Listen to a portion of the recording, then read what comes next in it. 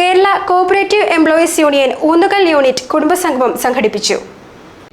Kerala cooperative employees union Oonnukal യൂണിറ്റിന്റെ കുടുംബസംഗമം ഗ്രാമപഞ്ചായത്ത് പ്രസിഡന്റ് ഷിബു പടപ്പറമ്പത്ത് ഉദ്ഘാടനം ചെയ്തു. യൂണിറ്റ് പ്രസിഡന്റ് ബേസിൽ മാത്യൂസ് അധ്യക്ഷത വഹിച്ചു.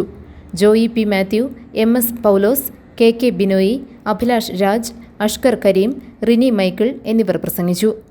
അതിദാരിദ്ര്യം എന്ന് പറയുന്ന പ്രത്യേക ഒരു അവസ്ഥയാണ്. നമുക്ക് പ്രതിരോധിക്കാൻ ശേഷിയില്ല, നമുക്ക് വാസഗൃഹമില്ല, ഭക്ഷണം കഴിക്കാൻ മാർഗമില്ല, നമ്മുടെ അവകാശങ്ങൾ നിഷേധിക്കുന്നതിനായിട്ട് പ്രതികരിക്കാൻ പോലും ശേഷിയില്ലാത്ത നിസ്സഹായരായ ഒരു പറ്റം ആളുകളെ വലിയ പ്രക്രിയകളിൽ കണ്ടെത്തുന്നത്. ഈ രണ്ടാം പിണറായി സർക്കാർ അധികാരത്തിൽ വന്നതിന് ശേഷം ഗവൺമെന്റ് എടുത്ത തീരുമാനമായിരുന്നില്ലേ അതിദാരിദ്ര്യം നിർമ്മാർജ്ജനം ചെയ്യും എന്നുള്ളത്. 64,006 കുടുംബാംഗങ്ങളെയാണ് കേരളത്തിൽ കണ്ടെത്തിയത്.